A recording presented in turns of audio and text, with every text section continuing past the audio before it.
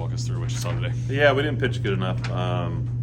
We really didn't pitch good enough the whole weekend, and the offense bailed us out pretty much the whole weekend, and we just did a little too much. They got obviously 4 home runs, and O'Connor killed us the whole weekend. So we didn't pitch good enough, and we just ran out of outs.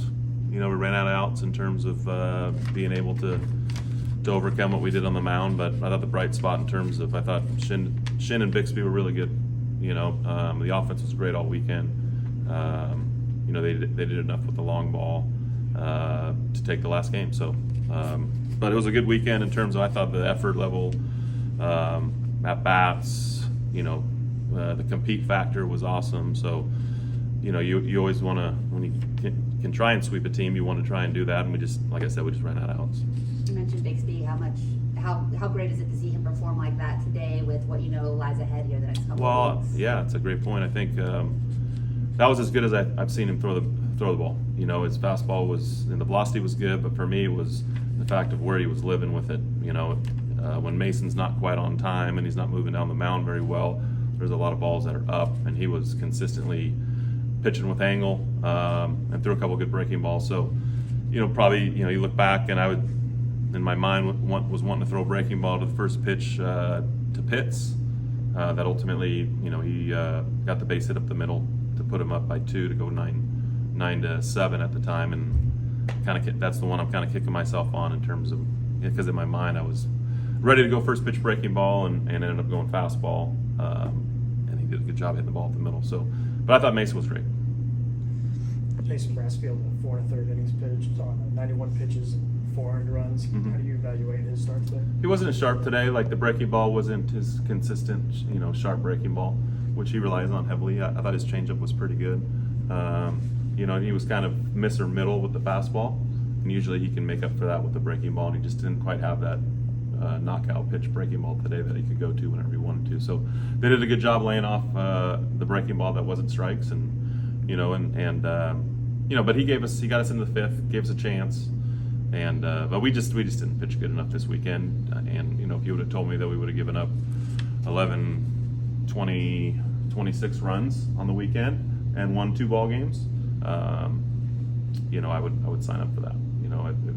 We need to pitch like we can pitch. That's a sweep, and but we didn't. They did a really good job. We knew they were going to be really good, but taking 2 out of 3, it sucks to not get the sweep, but 2 out of 3 is still what you always want to hold serve at home for sure. Silva with another multi-hit day. He's been swinging the bat really well the last 8 or 9 games. Just how good is it to see him getting going in the bottom of that order? Yeah, it makes a world of a difference. When you get through, when you get to the 7, 8, 9 spot, and you have some guys down there. Jackie Bell came off the bench with a great at bat in the 9th there, and I thought Isaac has been swinging the bat better. I think he was just trying to get on base in the 9th, and ended up not working. It looks great if he does, and it probably doesn't look as great when he doesn't with the wind blowing out. But he's been swinging the bat better too. So yeah, just to turn that lineup over, is really big, and Colton Griffin's been doing good in the 9-hole as well. So those 2 guys, Colton and Jack, and then obviously Silva, have been good, kind of in that bottom half of the order to get it turned over to the top. There's a clump of teams in the Big 12 kind of vying for 2nd through 5th. Yeah. You talking to your guys? I think K-State, they won again. They won so they're today. 17-10 maybe. Something like that. But yeah, do you so talk there's to a your bunch. guys? No, not really. They look at Twitter and Instagram. They know where we stand. It's not really for us.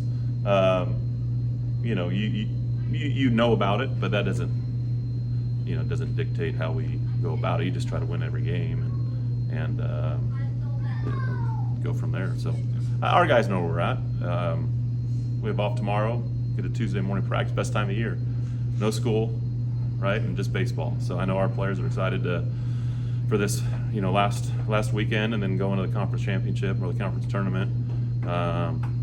It's the best part of the year. It's the funnest part of the year. That's why these guys do it. That's why they wake up at 5:30 on 3 times a week to go lift and put all the long hours in. Is to be where we're at, to have an opportunity. So I'm excited for this group.